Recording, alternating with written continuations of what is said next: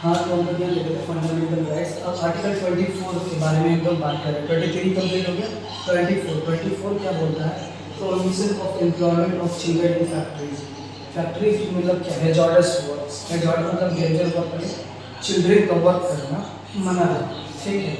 People below the age of 14 अगर 14 साल का बच्चा है तो उसे हैजार्डस फैक्ट्रीज में ये वर्क में काम करना मना है। हैजार्डस वर्क कैसे होगा, कौन सा रहता है? तो जैसे फैक्ट्रीज हो गए, कंस्ट्रक्शन फैक्ट्री, ठीक है, coals mines, hazardous place mines. Mine कौन सा जगह? Coal mines, sand mines.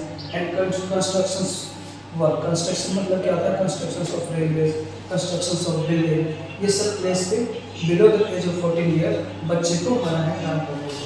Fine, but not provides employment of children above the 14 years, ठीक है। यहाँ पे क्या हो जाएगा? Above, above the 14 years. अगर 14 साल से अगर 20 का ज़्यादा का लड़का है तो उसे हैजार्डस वर्क करने से कोई रोक नहीं सकता, मतलब कोई मना नहीं करेगा। अगर वो 14 साल से नीचे का है तो एम्प्लॉयमेंट तो करेगा, लेकिन वो हैजार्डस एम्प्लॉयमेंट नहीं करेगा। फाइन, अगर वो हैजार्डस वर्क में है जैसे कि माइंस, मिनरल्स, कंस्ट्रक्शन वर्क में, ईटा भट्टा में, ये सब में अगर वो काम करेगा तो वो मतलब एम्प्लॉयमेंट और एम्प्लॉयर दोनों का दोनों सजा होगा, ठीक है, दोनों को सजा होगा। फाइन, हम यहाँ पे क्या कर रहे हैं कि लेकिन वो नॉन हैजार्डस एरिया में काम कर रहे हैं, ठीक है। अब क्या करते हैं, इसको रोकने के लिए जो बच्चा हैजार्डस एरिया पे काम ना करे, जैसे बहुत सारे वर्कर होते हैं, अब बहुत सारे बच्चे जो गरीब होते हैं, ठीक है, वो कोई भी काम कर रहे थे, कंस्ट्रक्शन वर्क हो चाहे कोई भी अपनी एज में, ठीक है। तो इस सबको रोकने के लिए सरकार ने इम्प्लीमेंट के लिए कुछ कानून को पास कर लिया, कोई लॉ लाई है, ठीक है। तो वो कौन कौन सा लॉ लाई है हम देखेंगे, ठीक है।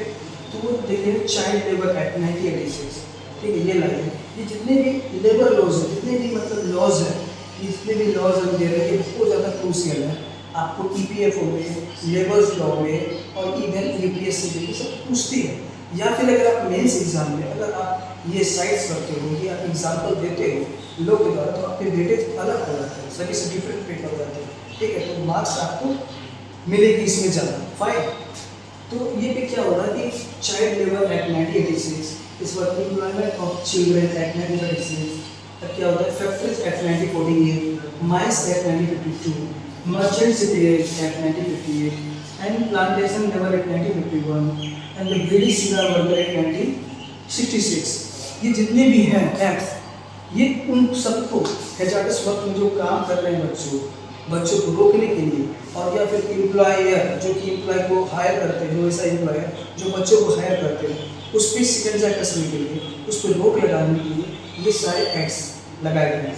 आप लोग जो देखते हैं कि ईटा भट्टा में जो रेड पड़ती है, DM SDM जाकर रेड करते हैं, वो रेड इसी बेसिस पे होती है। और भी उसमें होते हैं कि कोई माइंस कंस्ट्रक्शन जो इलीगल माइंस का कुछ तो कनेक्शन नहीं है उसके लिए भी होता है, लेकिन फैक्ट जैसे कि होते हैं कंस्ट्रक्शन वर्क में जो छापा पड़ते हैं वो इन्हीं बेसिस पे पड़ते हैं कि कोई बच्चा तो काम नहीं करता। फाइन, और उसके लिए फंडामेंटल राइट्स बनाया गया कि बच्चा जो कि below the age of 14 years है उसको एलिमेंट्री एजुकेशन दिया गया आर्टिकल 21 में, उसको बचाने के लिए। फाइन, तो मिलते हैं अगले लेक्चर्स में फंडामेंटल राइट के आर्टिकल 25 से लेकर 28 तक रिलीजियस फ्रीडम के बारे में, कौन कौन से हमें रिलीजियस फ्रीडम दिए गए हैं गवर्नमेंट ऑफ इंडिया के द्वारा, फंडामेंटल राइट्स के द्वारा, वो भी देखेंगे।